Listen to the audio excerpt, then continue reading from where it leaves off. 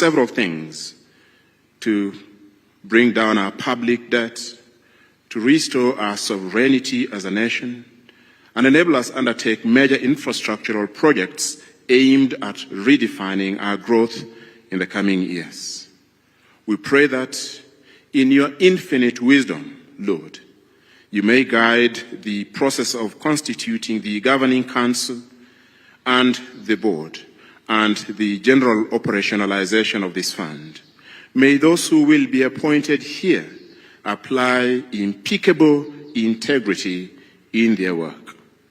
We thank you for President William and his courage and vision to do what many leaders would fear doing. That is, casting a clear vision and taking the risks associated with the realization of that vision. Bless his commitment to leading Kenya towards a first world nation. As he serves as the chief executive of this great country, may you bless him with good health, preserve his heart from being affected by what cynics say, and as the Apostle Paul says, may you help our president to keep his head up in all situations and to serve the people of Kenya to your glory. This is our united prayer in the most powerful and unchanging name of our Lord and Savior, Jesus Christ. Amen. Your Excellency, sir, distinguished ladies and gentlemen, you may kindly take your seats.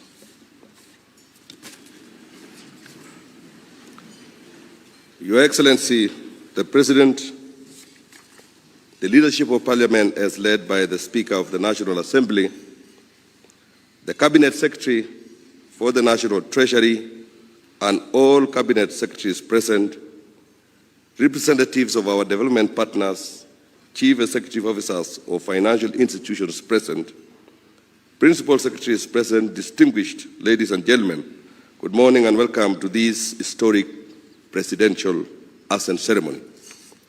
Your Excellency, sir, this state ceremony is convened pursuant to Article 115 of the Constitution for the presidential assent to the National Infrastructure Fund Bill, National Assembly Bill number 1 of 2026. This legislation heralds a new chapter in mobilizing long-term capital to build the infrastructure backbone needed to propel Kenya to first world status within a generation. Today's ceremony, therefore, marks an important milestone in the intergenerational endeavor to establish a sustainable framework for financing of strategic national infrastructure. To set the stage for the presidential assent, it is my distinct honor to invite the following state officials who will flank you on your left of the presidential ceremonial desk. The Cabinet Secretary for the National Treasury, the Cabinet Secretary for Environment and Climate Change, Governor of the Central Bank of Kenya, the Principal Secretary for the National Treasury, and the Solicitor General. On the right, we'll have the parliamentary leadership led by the Speaker, Majority Leader, Chairpersons of the Departmental Committee on Finance and National Planning, the Majority Whips, Deputy Majority Whip,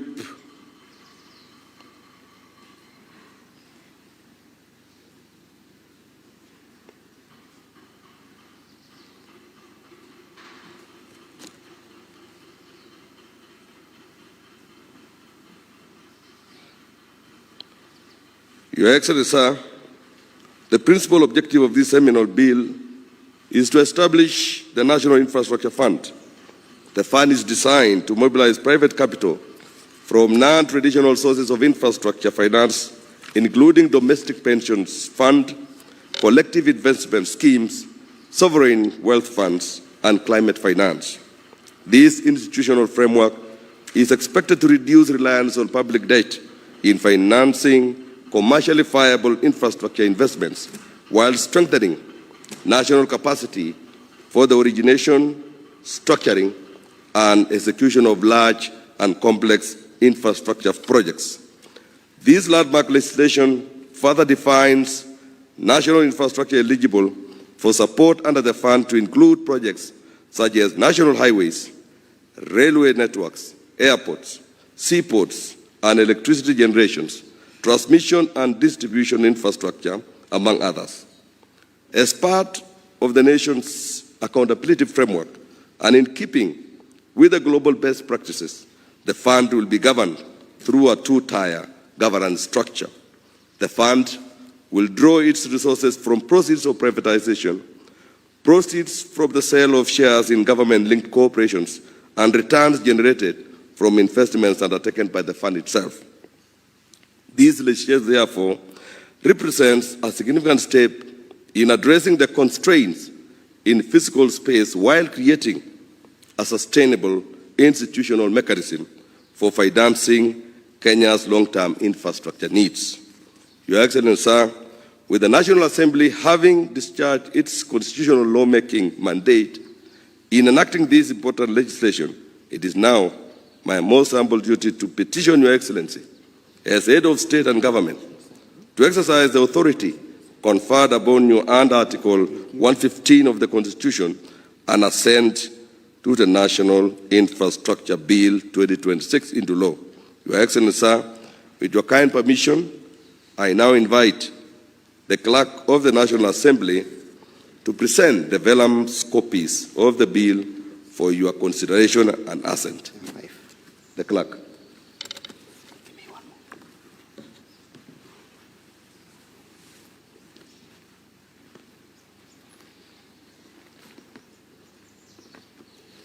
Your Excellency, I have the instructions of the Speaker of the National Assembly to place before you these vellum copies of the National Infrastructure Fund Bill for your assent.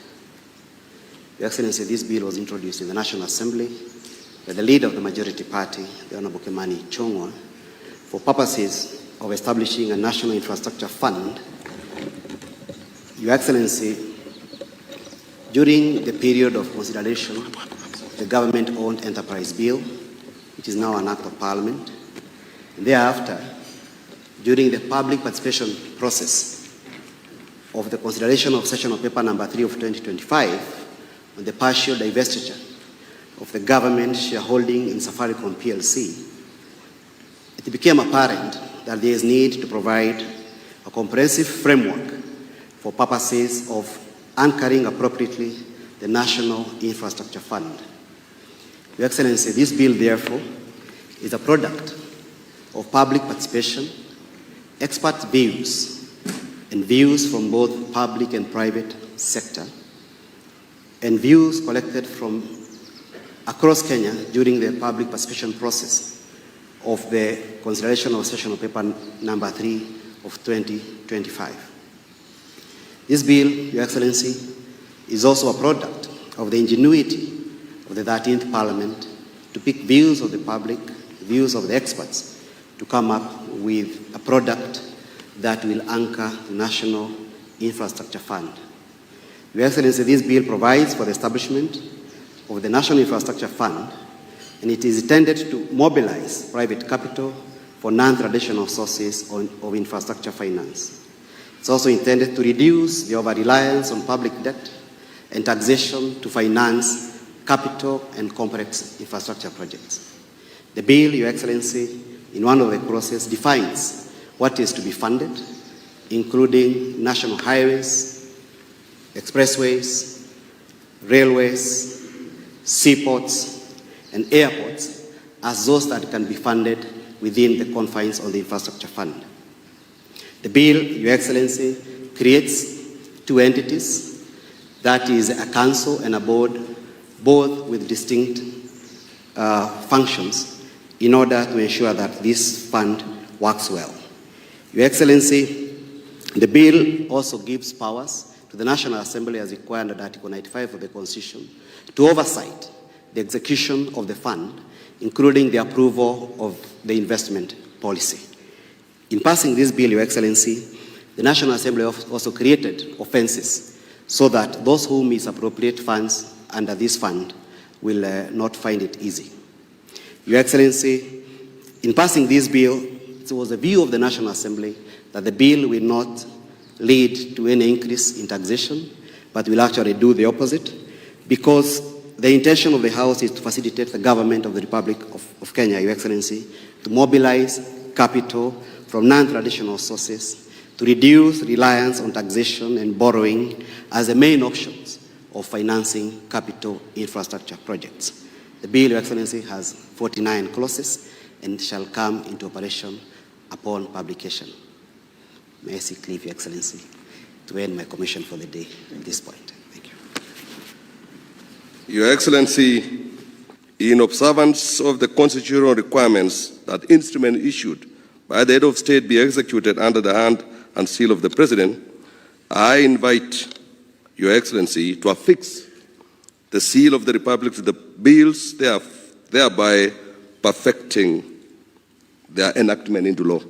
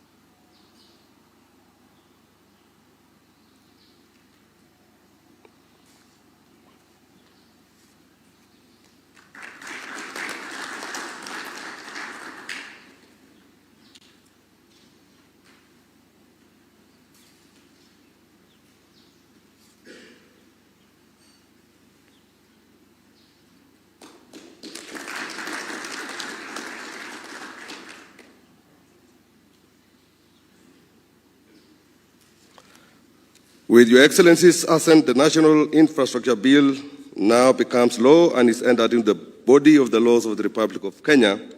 Through this enactment, the nation's journey towards first world status is firmly placed on course. Your Excellency, as we draw this ceremony to a close, may I most graciously invite you to present a signed copy of this act to the witnesses on your right, on your left, and thereafter your witness on the right.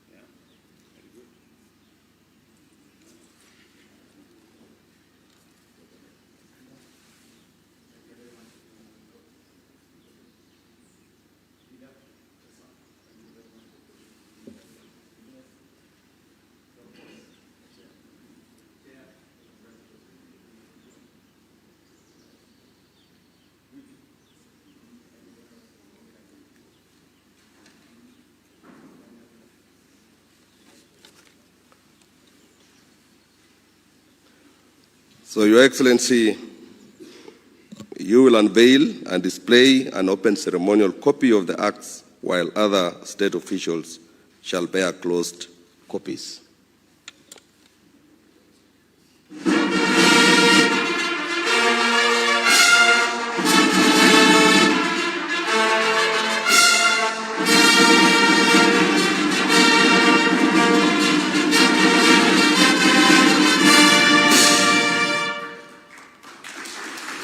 I thank you, Your Excellency.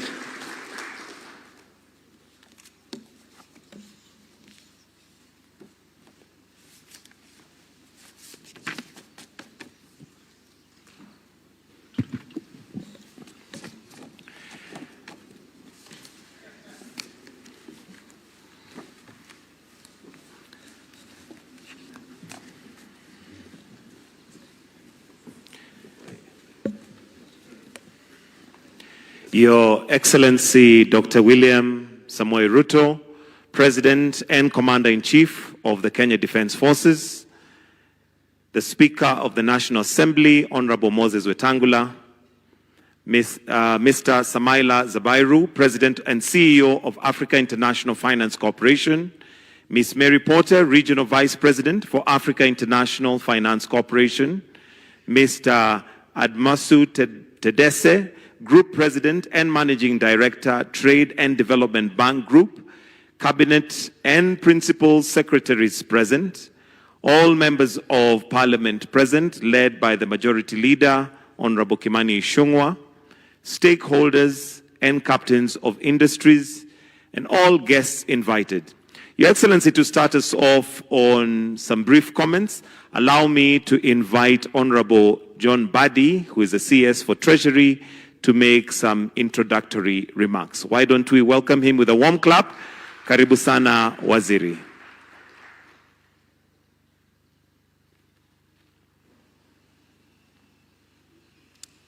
Thank you very much.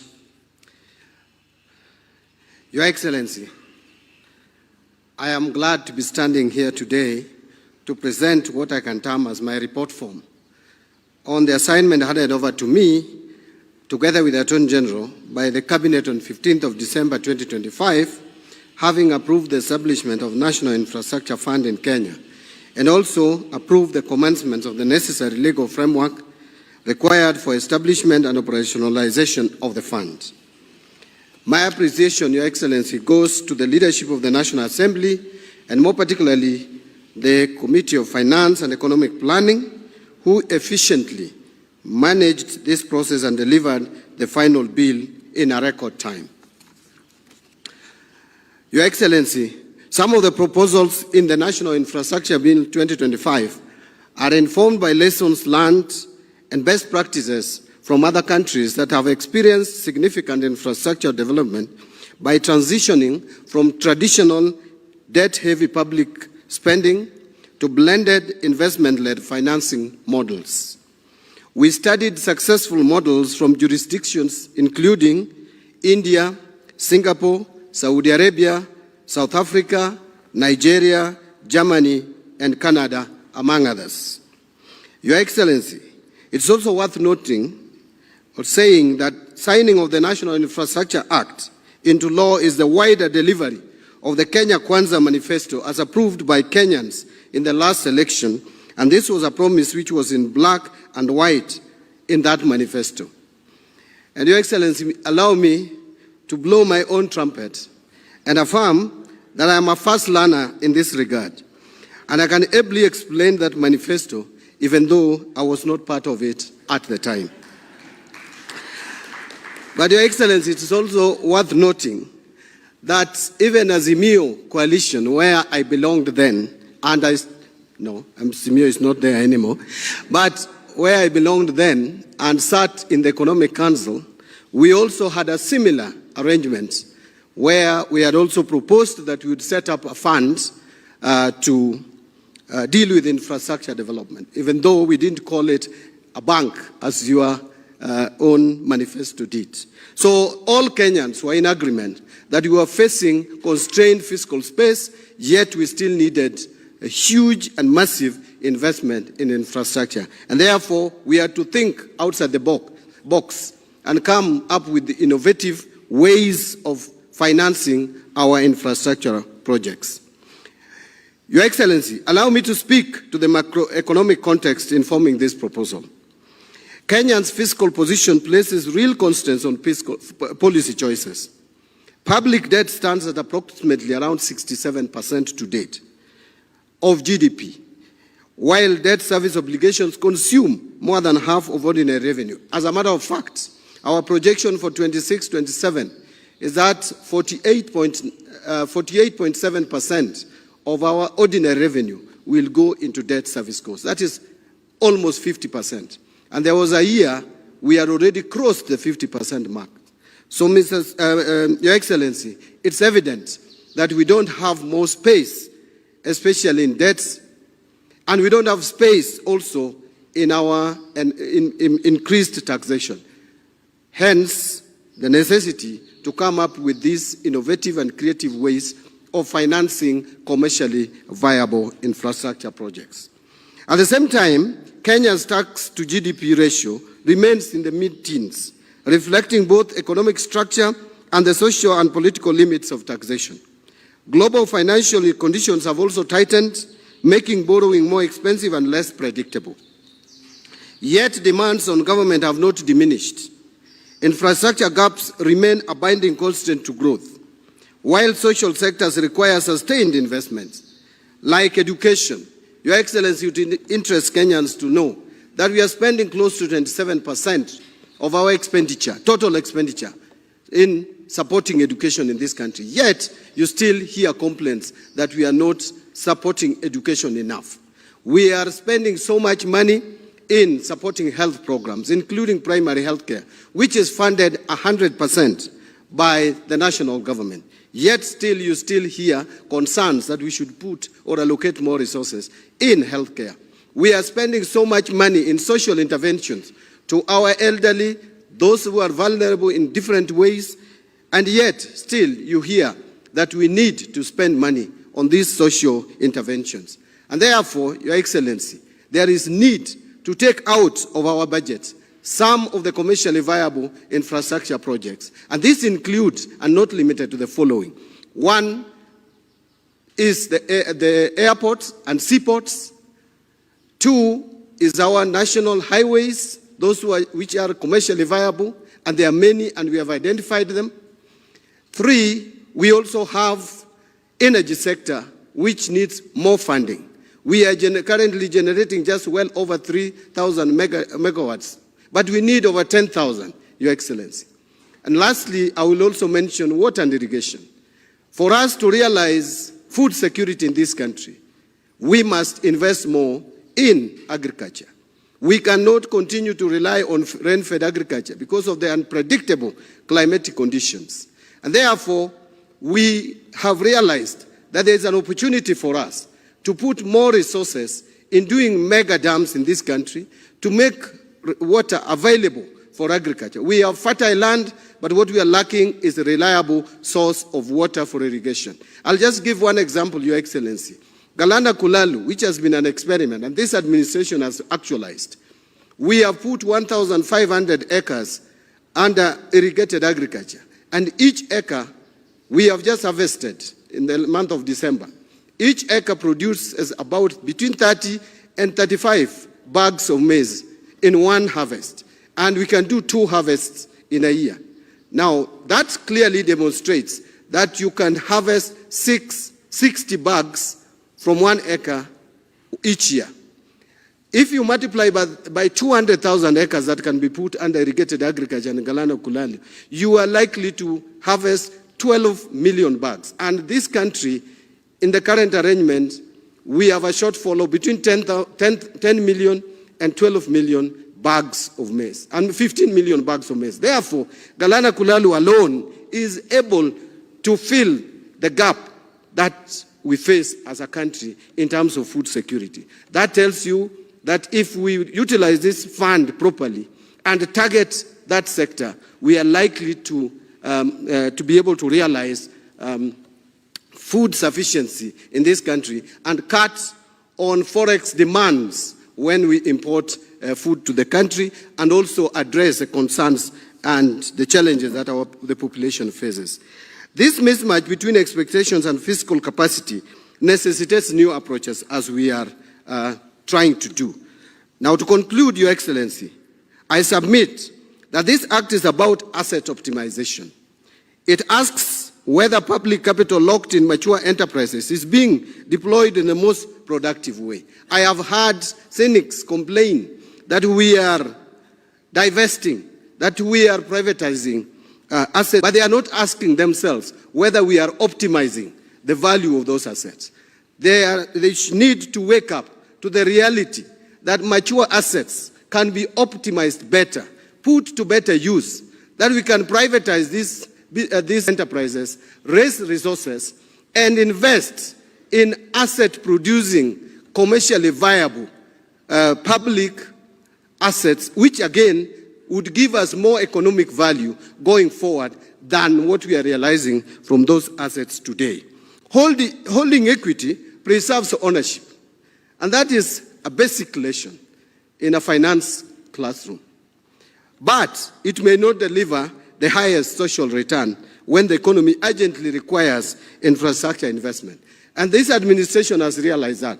Hence, our move towards making sure that those assets that are mature can be optimized by privatizing them, by divesting from them, and creating seed capital in National Infrastructure Fund, which then would be used to de-risk our public infrastructure projects by blending our capital with the private sector. And that is what we call crowding in private sector to be able to realize economic progress. And that is the journey to Singapore. The journey to Singapore is not about some illusion and thinking that the whole of Kenya will move to Singapore. That country is too small for the 55 million Kenyans to go there. We are going there in terms of taking decisions, deliberate, to make sure that we move to the first world. There is nothing that would stop this country from moving to the first world. What you need is brave and courageous leadership, a leadership that is thinking, and a leadership that is not held back by old thinking, like I hear people say, that instead of creating this fund, why don't you go ahead and continue borrowing through infrastructure bond? Infrastructure bond, just but another terminology for borrowing. Therefore, Your Excellency, as I conclude, that we have put in place good governance structures for these funds. We have two levels of management of this fund. But again, it is important to note that the board will be reporting to the cabinet secretary 4 times in a year, minimum. But again, the cabinet secretary will be reporting to the cabinet at least twice in a year.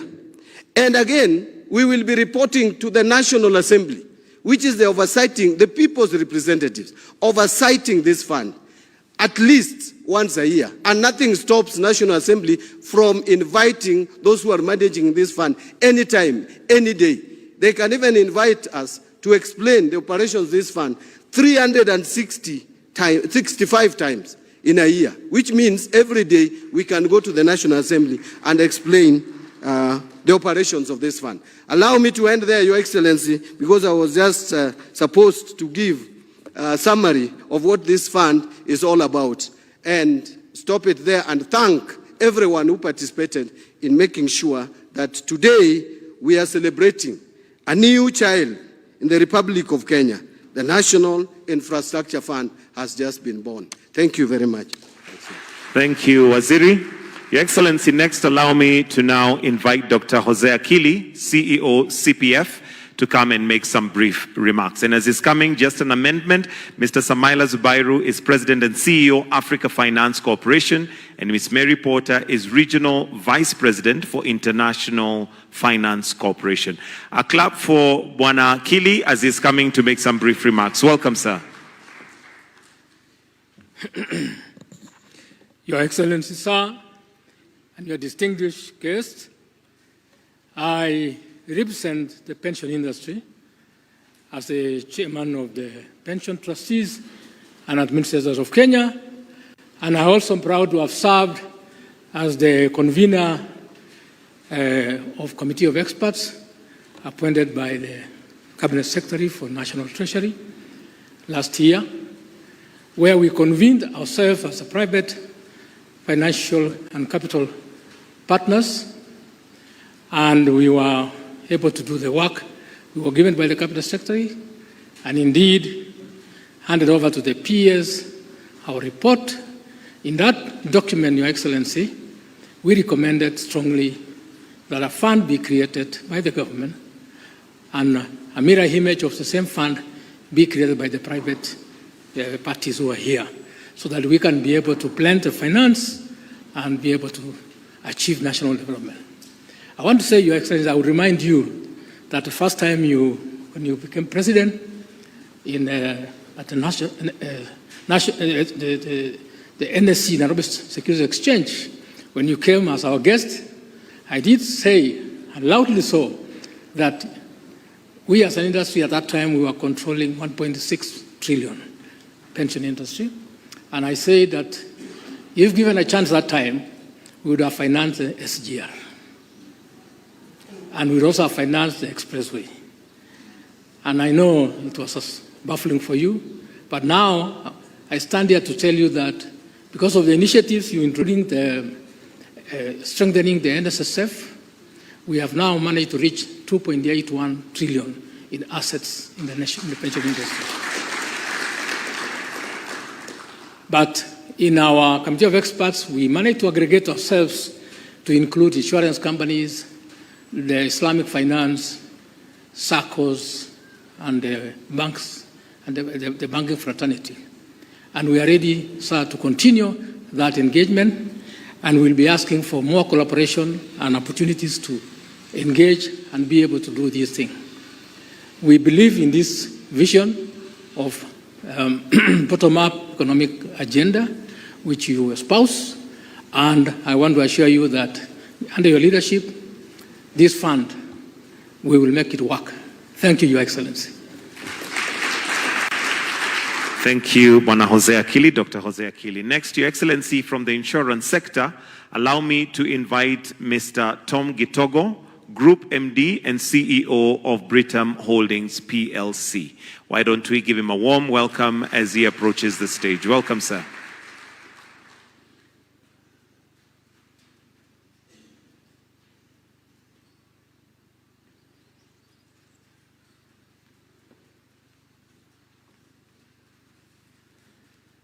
Your Excellency the President, honorable and distinguished guests here this morning, and my colleagues from the industry.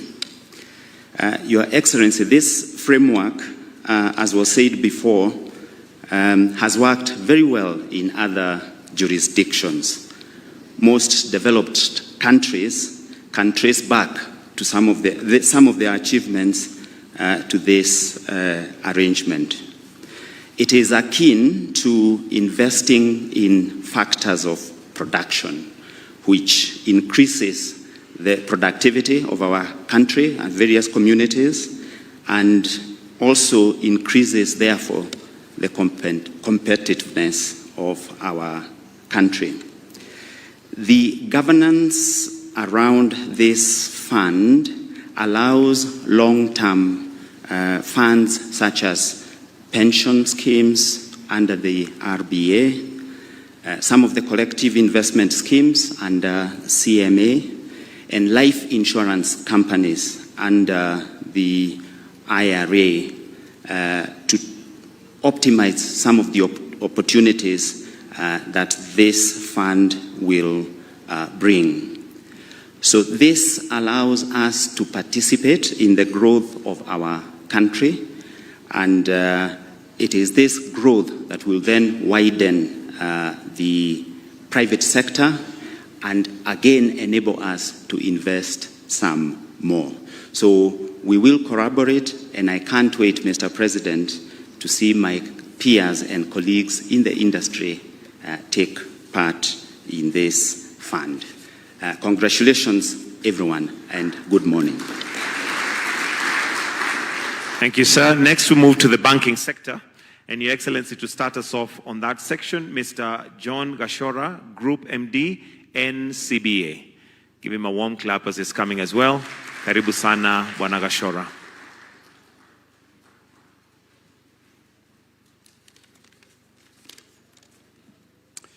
Your Excellency, the President, distinguished guests, let me ride on the protocols already established. Let me start by saying congratulations, Mr. President. I think we owe you a clap. Some of us first heard about this fund, I believe, during your State of the Nation address in November. And then you talked about it quite more during the Jamhuri Day celebrations. So it's good to see a journey of 5 trillion, as you called it, starts with a few billion. And here we are. But I must say, it actually starts with your signature, what you just did this morning. So congratulations, Your Excellency. I think the question a lot of the banks would ask is, when you talk about Kulalu, for example, Waziri, are those investable projects for the banks? And as I was reflecting about this, I just want to give you a quick story. In my previous life, I worked for a bank called Credit Suisse, and may it rest in peace, because they died, unfortunately. But one of our CEOs of the investment bank then, called Credit Suisse First Boston, was a man called Bayo Ogunlesi, and I'm sure my friend from Nigeria would know that name quite well. So when Bayo Ogunlesi left Credit Suisse, I was still there, he started a fund he called it Global Infrastructure Partners, LLC. And we all asked ourselves, isn't that the work of government? Your Excellency, today that fund owns most of the airports in the UK, owns a lot of railways, owns roads, and all kinds of other projects, and is now worth $200 billion, that same fund. And recently was bought by BlackRock. So what I'm trying to say is that there are serious investable projects that we banks would be more than happy to participate and work with the national government on. Having looked at the bill, I want to also thank the Parliament. I think they have done a fantastic job to address the key issue that we worry about, which is governance. I think your President, your government has put a lot of effort to make sure that the governance of this fund meets what we as a private sector would like to see. So really for me is to congratulate you, say that the journey of 1,000 miles starts with one step. We have started it, and we'll walk this journey with you. Thank you very much. Next, within the banking sector, Your Excellency, allow me to invite Mr. Paul Ruto, CEO, KCB Group Limited. Karibu sana, Mr. Paul Ruto. We can welcome him with a clap as well.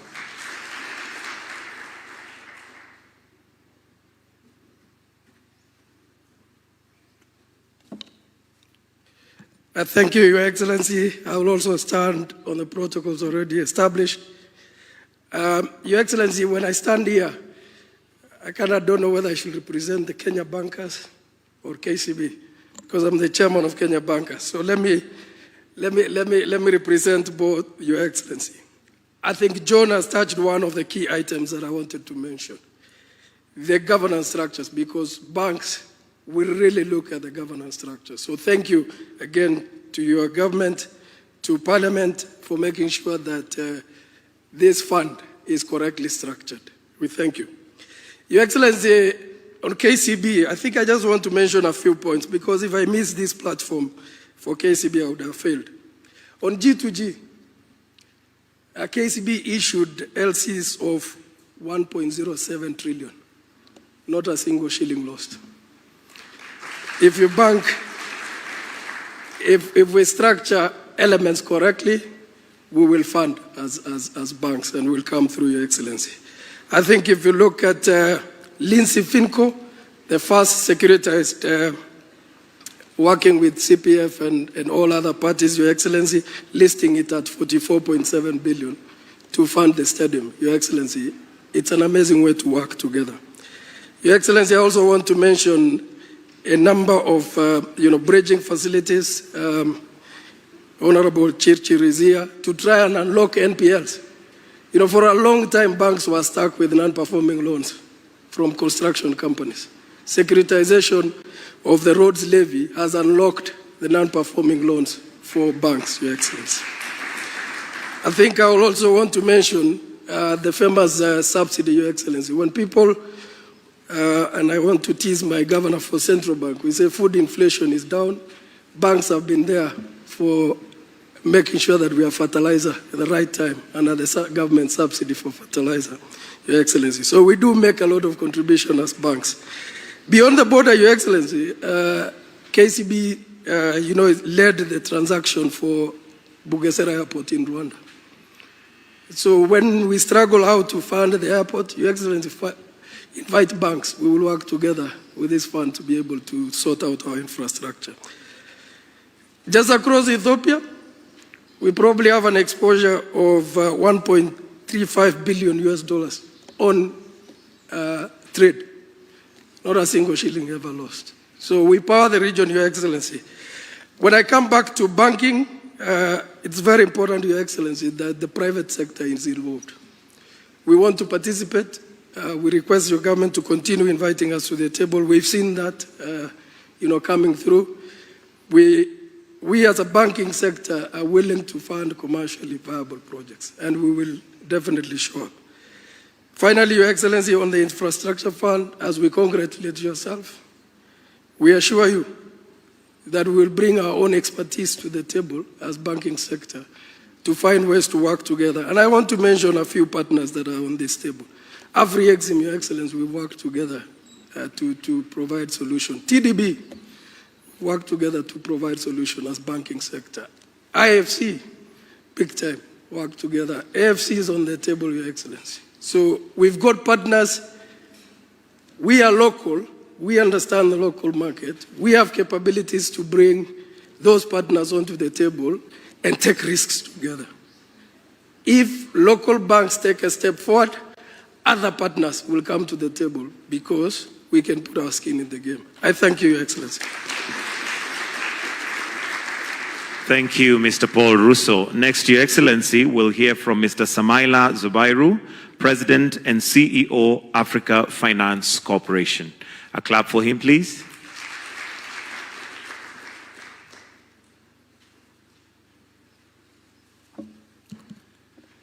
Your Excellency, President William Ruto, Honorable Cabinet Ministers, AMFI principals and colleagues, development partners, investors, distinguished guests, ladies and gentlemen, good morning. Across history, nations that transform their destiny do so at moments when leadership chooses to build the future rather than wait for it. Today is one of those moments. Your Excellency, let me therefore begin by congratulating you, the government of Kenya, and the people of Kenya on the signing into law of the Kenya Infrastructure Fund. Moments like this matter because they signal something deeper beginning to take shape across Africa. For too long, Africa's development has often been spoken about as something that will happen someday, when conditions are right, when foreign direct investment improves, or when the world suddenly becomes fairer or turns attention to us. But history teaches us different. Nations do not develop because conditions are perfect. Nations develop because leaders make the deliberate decision to build. This is the significance of today. Today is not simply about a new fund. It is about a decision by Africans taking ownership of our development agenda, a decision to move from aspiration to execution, a decision to intentionally build the future deliberately. Because Africa's progress will ultimately not be written in declarations or headlines. It will be written through our institutions, our capital, and our execution. And that is precisely what today represents. The Kenya Infrastructure Fund, a decision to move from conversation to execution, from aspiration to construction, from potential to prosperity. This initiative aligns closely with what we at the Africa Finance Corporation describe as the Build Africa framework. A simple but powerful idea. Africa will rise when African capital builds African infrastructure that powers African industry. The Kenya Infrastructure Fund embodies this philosophy. It mobilizes domestic capital, it channels that capital into strategic infrastructure, and it creates the conditions for industry and value creation to happen here in Kenya. Your Excellency, the ambition of this initiative to catalyze up to 40 billion in infrastructure investments over the coming decade is not only bold, it reminds us of a fundamental truth Africa is not a collection of small economies. Africa is the market. And this is precisely the vision behind the Compendium of Strategic Minerals that we launched recently, a tool to give life to the Africa Continental Free Trade Area, which Your Excellency has consistently championed. Because when Africa operates as a single economic space with integrated infrastructure, coordinated policies, and open regional trade, the scale of our market becomes transformational.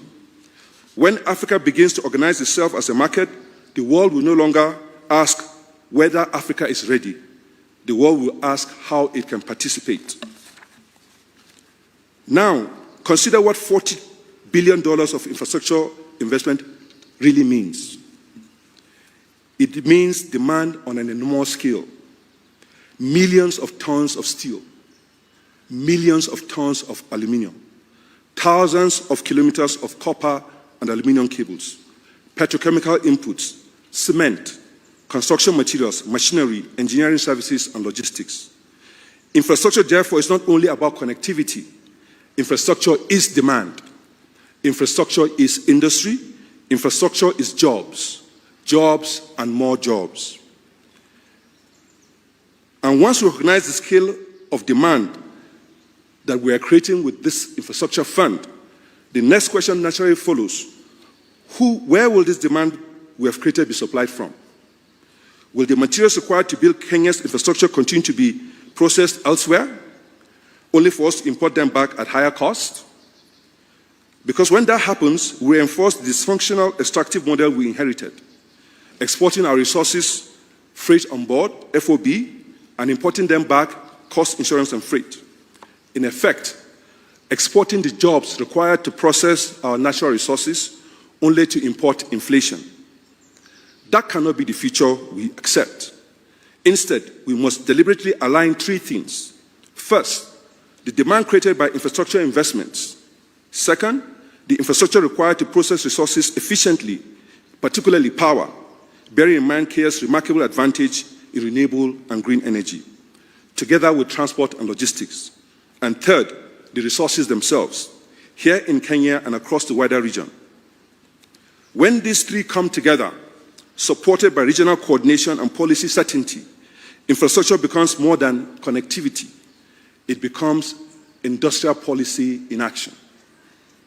Your Excellency, perhaps the most powerful element of the Kenya Infrastructure Fund is its potential to mobilize Africa's domestic capital. Across our continent today, domestic capital pools across banks, insurance funds, pension funds, central bank reserves, public development bonds, is over $4.4 trillion. So, what this means is that Africa is not short of capital. What we have lacked is the organization of that capital. Consider Kenya.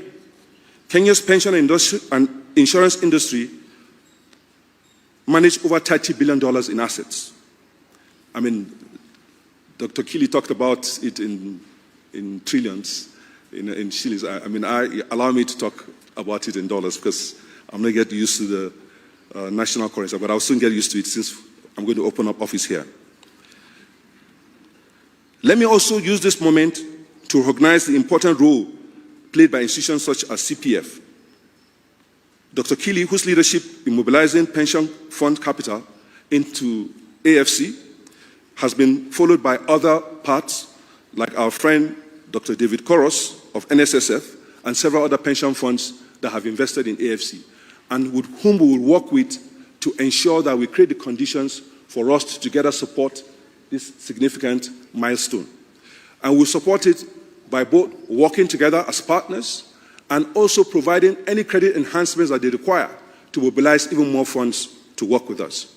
We have a couple of pilots that we have identified where we're working together to build or rehabilitate airports and some toll roads. So we have a huge pipeline where we're going to work with. And we think that we would work with them to continue to see how we can support this initiative. So the question before us is simple. What proportion of these savings, the $4.4 trillion savings, the over $30 billion in Kenya, should help finance the infrastructure that will create jobs for the children of the workers whose savings we manage. Infrastructure funds like this provide the bridge between long-term savings and long-term national development. Because when domestic capital, international capital follows. This is how infrastructure ecosystems were built across Asia. The first world aspiration that we have, these are the structures that they put in place. So we need to replicate them if we are going to get there. And to unlock this at scale, standardization will be essential. Standardization in project development, in risk allocation, in governance frameworks. When infrastructure becomes a recognized and reliable asset class, pension funds can allocate capital with confidence. And institutions such as the Alliance of African Multilateral Financial Institutions here today stand ready to walk this journey alongside pension fund managers and governments across the continent. Your Excellency, next month, the Africa Finance Corporation will convene, together with the government of Kenya, the first Africa We Build Summit here in Nairobi, fittingly the home of our new regional headquarters. We're deeply grateful to you for agreeing to host this important gathering, and more importantly, for being a champion of the Africa we build. The purpose of that summit is simple: to mobilize Africa's own capital to build Africa's future. Because the challenge before Africa is not the absence of capital, it is the organization of that capital. The Africa We Build Summit will therefore bring together heads of governments, the African Union, ministers, cabinet secretaries, AMFI principals and delegates, development partners, investors and institutions, banks,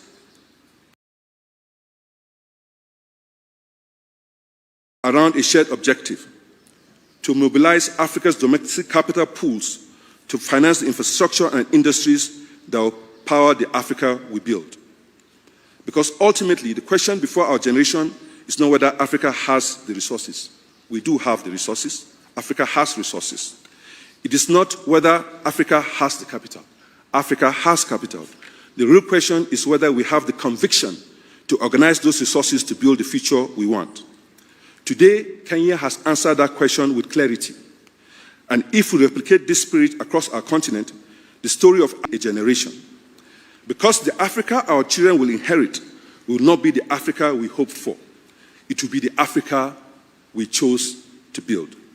Thank you very much. I look forward to seeing you at the Infrastructure Summit. Thank you. Thank you. Thank you very much. Your Excellency, next we'll hear from Ms. Mary Porter, the Regional Vice President for International Finance Corporation. A warm clap as she approaches the stage. Karibu sana.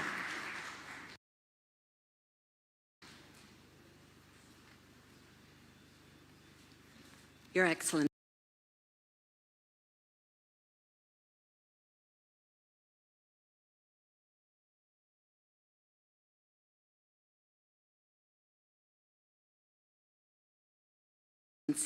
President Ruto, honorable ministers, colleagues from government, fellow development finance institutions, and our partners in the banking sector, pension funds, sovereign wealth funds, and other institutional investors. On behalf of the World Bank Group and my own institution, the International Finance Corporation, it's a true pleasure to join you in celebrating the enactment of the National Infrastructure Fund Act, a milestone that signals fresh momentum in Kenya's journey to meet its infrastructure needs. Infrastructure is not simply roads or power plants, as you know. It's the platform that allows economies to function, encompassing transport, energy, digital connectivity, as well as the regulatory frameworks that sustain them. We see that where infrastructure works, industrialization accelerates, trade expands, and jobs are created. Experience from similar funds around the world show that clear objectives, strong and independent management, and openness in decision-making can build trust and attract investment toward initiatives that serve national priorities and benefit communities. IFC stands ready to walk alongside Kenya in this effort, sharing global expertise, connecting with investors, and supporting project preparation so that the NIF delivers infrastructure that's impactful, sustainable, and inclusive.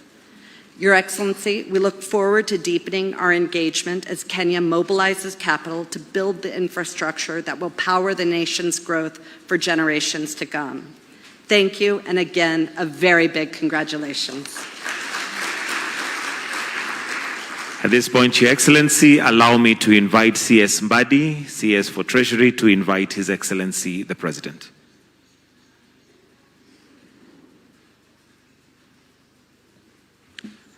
Distinguished delegates, kindly rise up and we put our hands together to welcome His Excellency the President, Dr. William Samoei Ruto, the President of the Republic of Kenya. Thank you very much. Let's take our seats.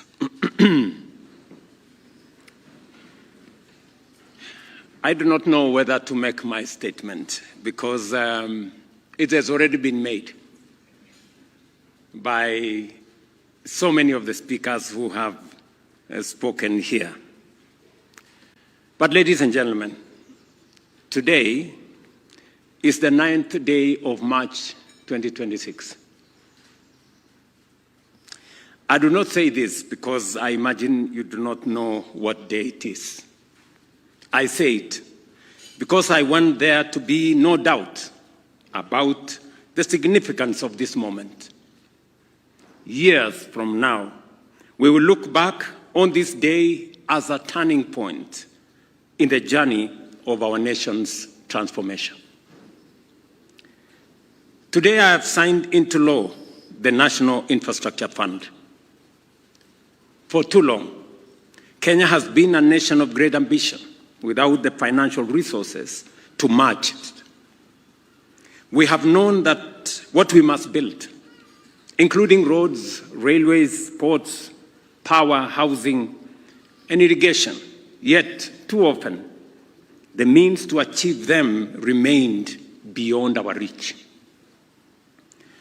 But Kenya has never been a nation defined by limitation. The generations before us fought for independence, democracy, human rights, and the rule of law.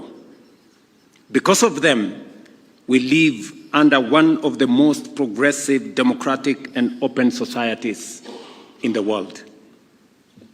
Our Constitution guarantees healthcare, housing, food, water, education, and social security as fundamental rights, but rights written on paper must be delivered in reality. That conviction gave rise to the bottom-up economic transformation agenda, the belief that our nationhood remains incomplete so long as millions are excluded from economic opportunity. Over the past 3 years, we have laid a stronger foundation for our country, restoring macroeconomic stability, revitalizing agriculture, expanding healthcare, stabilizing education, advancing affordable housing while creating jobs, increasing our savings, deepening financial inclusion, and opening new opportunities for our young people. Today, Kenya stands on firmer ground.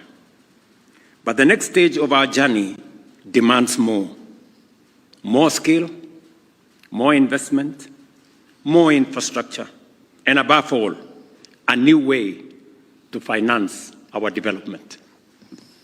The National Infrastructure Fund is a commitment we made to the Kenyan people in our manifesto. Today, we fulfill that promise. But why did we propose the National Infrastructure Fund in the first place? Because of the scale of the challenge before us, there is need for a new approach. Multilateral development institutions estimate that Africa faces an infrastructure financing gap of up to $80 billion every year. That is, the continent requires about between 130 and 170 billion shillings billion, for infrastructure development every year. Kenya and our infrastructure needs reflects that very reality. Every meeting, in every part of Kenya, the conversation is about this road and the other road. Electricity connection to this village and to that town. Connectivity in different parts of the country. And access to agricultural infrastructure for food security. Every meeting in every part of Kenya speaks to those issues. The World Bank has estimated that our country requires approximately $4 billion each year to meet its infrastructure needs. A decade ago, Africa, Kenya included, believed it had found a once-in-a-generation opportunity to accelerate infrastructure development. Global interest rates were historically low following the global financial crisis. The China's Belt and Road Initiative opened new sources of infrastructure financing. But we did not fully anticipate the risks of relying so heavily on sovereign debt. And certainly, none of us could have foreseen the shocks that would soon follow: the COVID-19 pandemic and the global economic and financial turbulence that came in its wake. It was against this backdrop that my team and I began to ask ourselves a necessary question before the last election. We spent a lot of time a year before the last election, and we asked ourselves, how would Kenya continue investing in the infrastructure required for our development, while at the same time stabilizing our economy, responding to all the other challenges that come with it, and navigating the aftershocks of pandemics? We knew that a period of fiscal discipline would be unavoidable, but we also knew that halting development was not an option. I remember this very clearly when I sat with David Ndii, who I'm sure is in our midst here, and Hassan, who is here, discussing how we are going to do things differently. That was 1 year before the last election.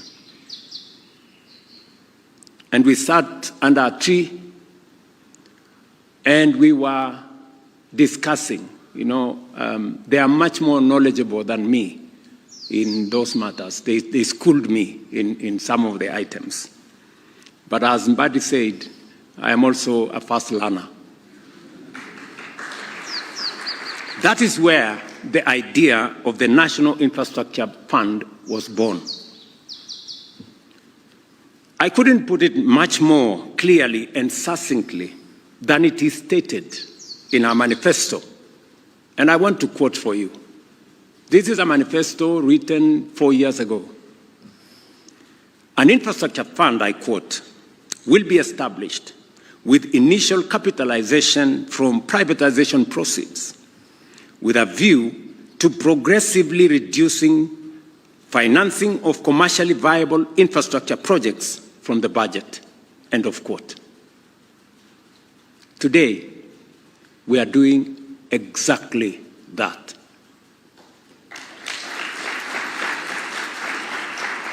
The National Infrastructure Fund is here, and tomorrow in the morning at 8, I will be at the NSC to ring the bell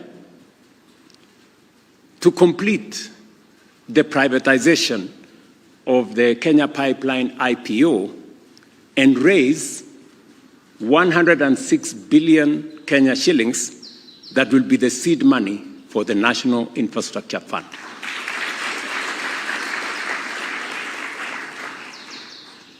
It looks too exact to be real, but that is what it is. We would have moved earlier, but as many of you know, our privatization initiatives encountered some headwinds. Around the same time, we sought to expand, for example, the Jomo Kenyatta International Airport through a public-private partnership. That proposal also met very strong resistance. Today, I am pleased to announce that the expansion of the Jomo Kenyatta International Airport will be the first major project financed through this new model of financing under the National Infrastructure Fund. Just so that you know, and again, it looks too exact to be real, we just announced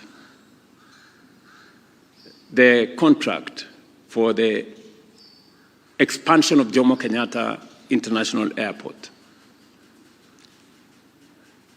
Between 15 and 20 billion shillings from the National Infrastructure Fund, from the proceeds of the Kenya Pipeline IPO, will go to financing the seed money for the expansion of Jomo Kenyatta International Airport.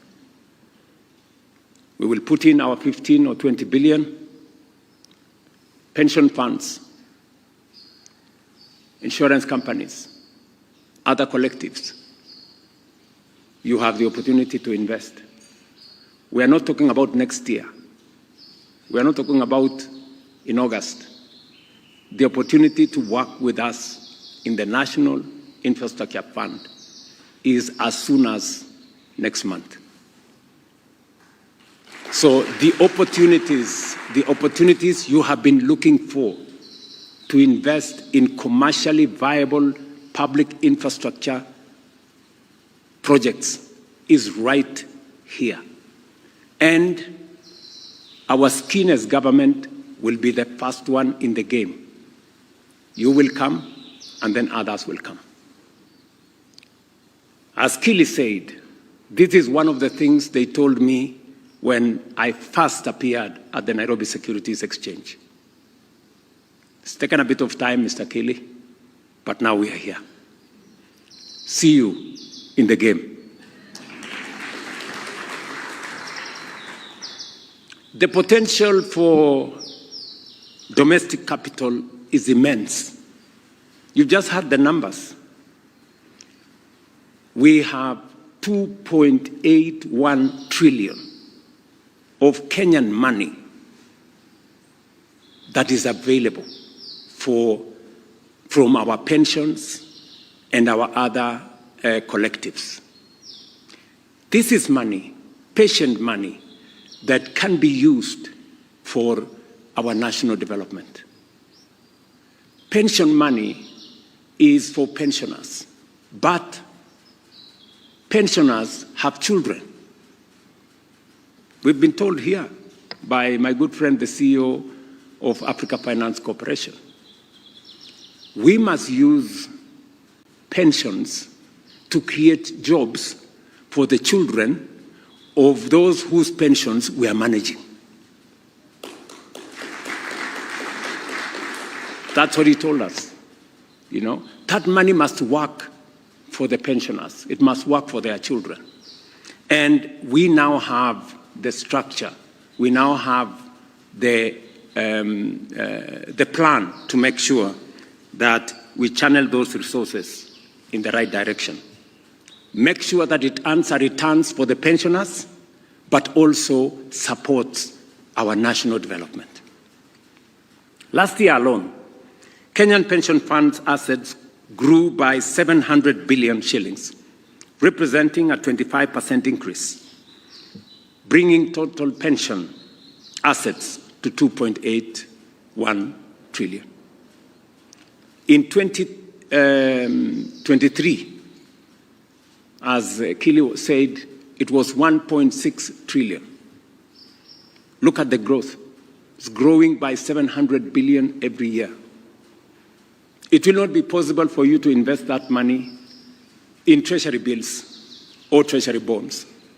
We have to look for new asset classes for us. And I want to ask the people in that space, to begin to think about new asset classes and to eliminate restrictions that are put on pension money to invest in other asset classes that gives a return, but also helps grow the nation and grow the economy. The annual growth of 700 billion shillings, equivalent to roughly $5.3 billion, exceeds the World Bank's estimate of our total annual infrastructure financing requirement.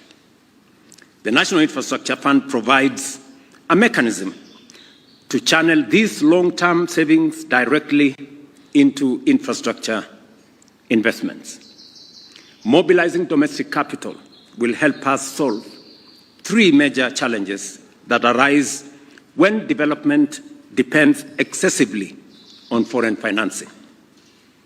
The first challenge it will help us solve is the mismatch of investment horizon. Infrastructure projects are long-term assets. Whether you talk about highways, toll roads, energy, and rail, these are long-term infrastructure. They are viable, they are commercially viable, but their gestation period is longer. Look at what we did with the SGR. We took facilities of 15 years and 20 years. That is why it almost crushed us. Now we have an opportunity to, under the National Infrastructure Fund, to crowd in resources with a long-term view and make those infrastructure projects work for the people investing and for the nation, and make them commercially viable. The second issue that this will help us solve is the cost of capital. Many analysts have shown that Africa consistently pays more for capital than objective risk would justify. In infrastructure financing, the default rate in Africa is approximately 5.5%, compared to 14.5% in Latin America. But you know what? International investors typically demand returns that are about 5 percentage points higher in Africa than in Latin America. Just look at the unfairness. Our default rate is 5.5%. In Latin America, it is 14.5%. Yet, when we go to the market, we are told we are much more risky investment destination than Latin America. Where is the sense?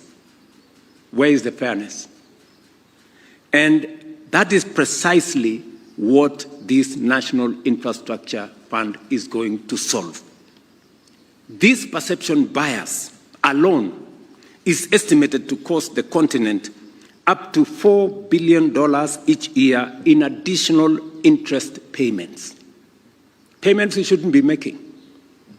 If we apply Kenya's share of Africa's Eurobond exposure, roughly 8%, that perception penalty costs us approximately $320 million every year. That is 42 billion shillings every year that we are paying more than we should be paying merely because we have a perception penalty. The National Infrastructure Fund will erase that perception penalty because we will be mobilizing our resources from here, and nobody is going to tell us about a risk that does not crystallize. The third challenge is currency mismatch. When infrastructure is financed in foreign currency while the revenues are earned in Kenya shillings, exchange rate volatility introduces significant risk. This challenge has long affected many of our utilities. Many of you remember the challenges Kenya Power goes through all the time. Domestic financing helps eliminate this currency exposure. As I said, tomorrow morning, I will ring the bell to inaugurate trading of the Kenya pipeline on the Nairobi Securities Exchange, fulfilling a commitment I made 3 years ago. Kenya Pipeline Company IPO has generated 106 billion shillings that will be used to capitalize the National Infrastructure Fund. Our goal is to leverage this capital at least 12 times, mobilizing up to 1.2 trillion shillings for infrastructure investment. Over time, this model will enable Kenya to mobilize close to 5 trillion shillings in infrastructure investments over the next decade. And that is why all of us are talking about over the next generation. Previously, this asset would have provided the National Treasury with a dividend of about 5 billion shillings annually. That's exactly what John Mbadi was saying. This asset of Kenya Pipeline, we would be receiving a dividend of 5 billion shillings every year. But look at what it is going to do.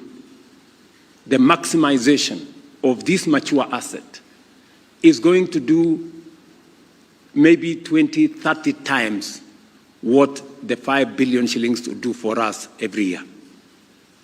And that is the genius in rearranging and reorganizing our resources in a manner that it works best and we maximize their output and benefit and create much more impact than it currently is creating. Through the National Infrastructure Fund, that value of 5 billion will now be multiplied many times over, delivering infrastructure that will benefit all the people of Kenya. I must confess that I struggle to understand the argument that using infrastructure assets to finance additional infrastructure somehow amounts to selling the family silver. I don't understand how that logic is. On the contrary, it is the responsible stewardship of national assets for national development. Many of you will also be aware that Parliament recently enacted the Government-Owned Enterprises Act. This legislation provides modern legal framework for commercializing government enterprises and ensuring that they operate according to the highest standard of corporate governance. This is what our friends from the banks were telling us. I want to assure you that the National Infrastructure Fund and all the other government-owned enterprises, we have made a decision that these assets will be these parastatals and government agencies will be run on the same principles as the private sector, if not higher. That is our commitment. We have made the decision that these commercially viable agencies and enterprises will not be run by people with political connection. They will not be run by politicians who have not succeeded in their quest. They will not be run by people who have not been subjected to competitive recruitment. This is how we are going to change how Kenya delivers on the most critical and priority programs. This legislation provides a modern, as I said, framework for us to work with the private sector. Institutions such as the Kenya Airports Authority, Kenya Ports Authority, Kenya Railways, KETRACO, the Geothermal Development Company, the National Cereals and Produce Board, will now operate under this framework, among others. Over time, these entities will access capital markets And the proceeds will allow us to build even more infrastructure for the future. The law establishing the National Infrastructure Fund also provides strong governance safeguards. It establishes a governing council responsible for strategic oversight, strengthens the professionalism and independence of the fund's board, and ensures parliamentary oversight in its investment policy to guarantee transparency, accountability, and the prudent stewardship of public resources. Finally, let me emphasize that the National Infrastructure Fund is not an experiment. It is a model that has been adopted successfully around the world. Examples include the Nigeria Infrastructure Fund established in 2011, the Ghana Infrastructure Investment Fund in 2014, India's National Investment and Infrastructure Fund in 2015, the Canada Infrastructure Bank in 2017, the United Kingdom's National Wealth Fund, and the South Africa's Infrastructure Fund. We have drawn lessons from all these experiences. I remember we sat down here with many of the people who have developed these funds. IFC was on the table with us. I have had conversations with my good friend Tadesse on this, and Tadesse, 2.5 years ago, encouraged me, Mr. President, think about owning your own horse. And the horse he was talking about is the National Infrastructure Fund. Thank you very much, Tadesse, for your insights. You know, he's a pastoralist, so the horse. I want to thank our development finance partners, including the World Bank and the International Finance Corporation represented here today, who have supported us in designing this framework. The statute we have signed today specifically allows the National Infrastructure Fund to leverage the technical expertise of development finance institutions, of which Kenya is a member. The National Infrastructure Fund will help us, number one, prioritize what is important to us. Number one. Number two, structure our priorities and make them or package them into investable instruments. That capacity, as was said by our banks here, the banks will come in, our DFIs will come in, so that together we can build the capacity to be able to structure what is priority for Kenya into investable instruments. And number three, we will be the first in. We have the resources to either de-risk or to participate in making sure that other investors see us in the equation rather than us encouraging them to be in the equation. Indeed, I must acknowledge that without the responsiveness of our regional and global partners, including the Trade and Development Bank, Afri-Exim Bank, the Africa Finance Corporation, the Africa Development Bank, the World Bank, Kenya would have faced far greater difficulty navigating the global financial turbulence of the last 2 years of my administration. And these good people have been friends to us. We've had very difficult conversations sometimes, but we have been candid and we've been open in our conversations. This development of today is so consequential that when I asked my friend, the CEO of AFC, almost 4 days ago, that we are going to have this event, he canceled his travel and waited because he said he must speak on this occasion because it is a most consequential occasion, not just for Kenya, but for the continent. And you have heard his statement. He has said with clarity that we must build the future rather than wait for that future.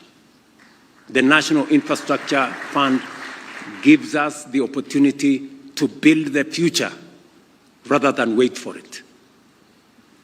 He has said another fundamental statement, because I was listening very carefully. He said, for a very long time, we have been exporting our jobs FOB and importing inflation CFI. Did you listen? So it is time to change that. And this is the opportunity, working together, for us to change that. And I will, with a lot of pride, work with you on your theme of Africa we build. We will be there. Because we want, this is our continent we must build. At a very personal level, I have been building. Yes. From right here in State House, this structure you see here, I built it. And you can see there is construction going on. And it's not just going on in State House. It is going on in markets. It's going on in hostels. It is going on in housing projects. It's going on in the roads. It's going on everywhere. We are building Kenya, and we will work with you to build Africa. Because that is what it is. That is how we are going to transform our nations. I also wish to thank the people of Kenya and Parliament for their support in passing the National Infrastructure Bill. Through public participation, thousands of Kenyans contributed ideas that helped strengthen the governance and transparency provisions contained in the final act. In approving this legislation, Parliament has once again demonstrated foresight, responsibility, and a shared commitment to strengthen the long-term foundation of our country's growth and prosperity. Let me single out the Leader of Majority and the Chair and Committee of Parliament on Finance. Please, if they can rise up so that we can applaud them. Thank you very much, ladies and gentlemen. When I finally write my book, you will have a special chapter. Because what we are doing today is very, very consequential to the development of our great nation. Today's moment, therefore, represents more than a creation of a fund. It represents a new chapter in how Kenya finances its future. A chapter where we invest at scale in the foundation of a first world economy, transforming agriculture through extensive irrigation and water infrastructure, expanding modern infrastructure, including roads, rail, ports, airports, and logistic corridors that connect our farms, factories, and markets, and scaling up reliable energy to power industry, innovation, and value-added production across our economy. A chapter where our ambition is matched by our capacity. A chapter where the savings of Kenyans today build the infrastructure of Kenya's tomorrow. And a chapter where development is not postponed for tomorrow, but financed confidently today.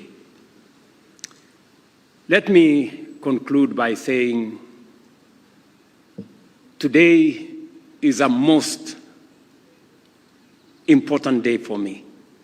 You know, when I see us moving from the discussions we've been having, when I listen to what the private sector is doing, and I want to associate myself with what the banks have said.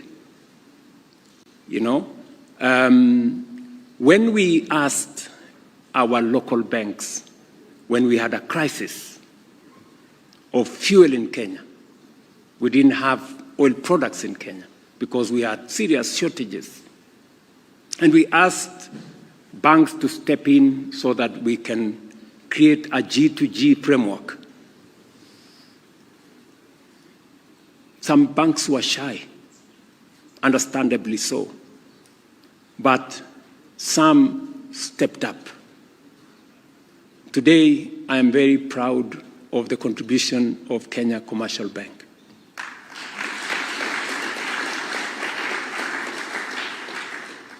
In fact, they endured a lot of ridicule. They were told that they were so much in bed with government, they would suffer many consequences.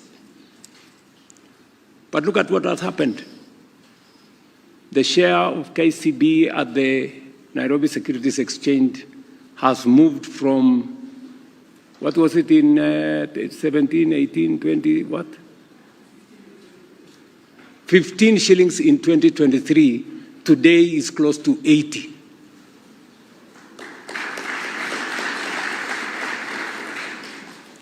That is what happens when you work with government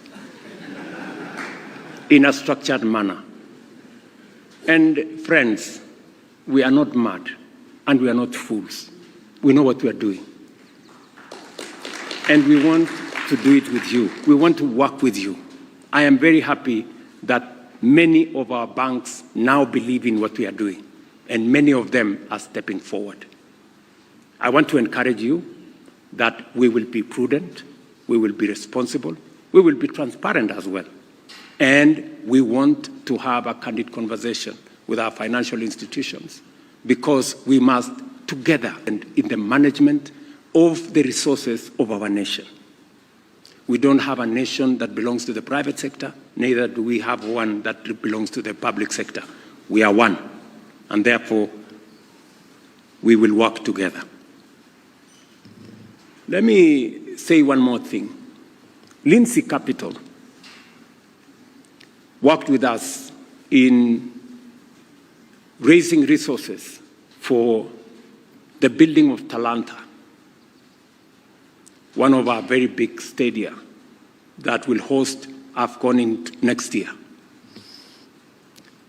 I saw a gentleman say that, William Ruto and the government, they have already pledged for 15 years money from our resources to build Talanta. Yes, we have. That's correct.